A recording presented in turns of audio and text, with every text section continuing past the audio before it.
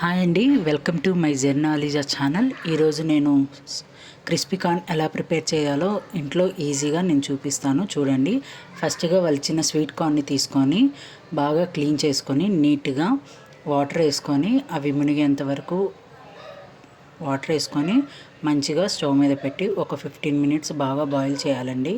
And అందులోనే కొంచెం salt వేస్తే ఇంకా బాగుంటుంది. ఎందుకంటే సాల్ట్ అనేది మనకి స్వీట్ కార్న్కి పట్టి టేస్ట్గా అనిపిస్తుంది, లేకపోతే స్వీట్ అనిపిస్తుంది. క్రిస్పీ కార్న్ అనేది స్వీట్ కాకుండా మనకి స్పైసీ కావాలనుకుంటే అలా చేయండి. దాని తర్వాత బాయిల్ అయిన తర్వాత ఆ వాటర్ని వంపేయండి కంప్లీట్గా. అలా అయితేనే బాగుంటుంది. అలా కాకుండా హాఫ్ వాటర్ వంచేసి అలా మాత్రం చేయకండి. దాంట్లోనే కొంచెం మైదా అండ్ అలాగే బియ్యం పిండి వేసి బాగా మిక్స్ చేయండి. బాగా స్వీట్ కార్న్కి అనేవి బాగా కలిపితేనే బాగుంటుంది. లేకపోతే కొన్ని పట్టి కొన్ని పట్టకపోతే ఫ్రై అనేది అవ్వవు, మెత్తగా ఉంటుంది.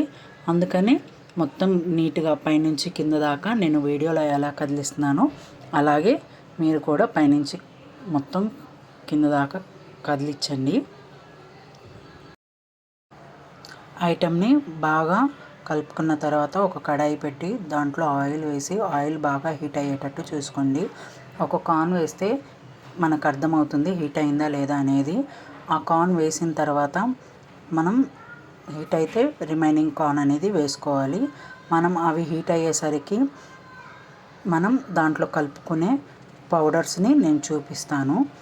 ముందుగా సాల్ట్, లెమన్, తర్వాత పెరి పౌడర్, ధనియా పౌడరు, గరం మసాలా, ఆర్గానో, ఇవన్నీ మనం దాంట్లో కలుపుకోవాలండి. నేను డిస్క్రిప్షన్లో కూడా ఇచ్చాను. ఇంకా ఏమేమి కావాలంటే మీరు యాడ్ చేసుకోండి. స్పైసెస్ కావాలంటే చిల్లీ పౌడర్ కూడా యాడ్ చేసుకోండి. ఉంటే ఆమ్చూర్ పౌడర్ కానీ చాట్ మసాలా కూడా యాడ్ చేసుకోండి. చూడండి క్రిస్పీ కార్న్ ఎలా క్రిస్పీగా ఫ్రై అయ్యాయో. అవన్నీ ఫ్రై అయిన వాటిని ఒక బౌల్లో తీసుకొని మనం తీసుకున్న మసాలాలన్నీ 1 by 1 యాడ్ చేసుకోవడమేనండి. ఎలా యాడ్ చేసుకోవాలో కూడా నేను మీకు చూపిస్తాను వీడియోలో.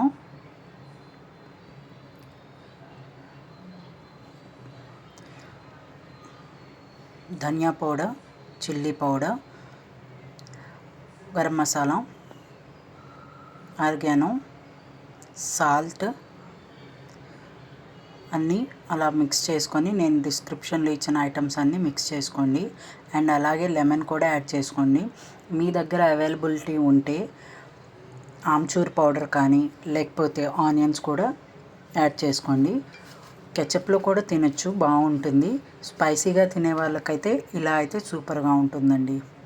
మిగిలిన స్వీట్ కార్న్ని బాక్స్లో పెట్టి ఫ్రిడ్జ్లో స్టోర్ చేసుకోండి.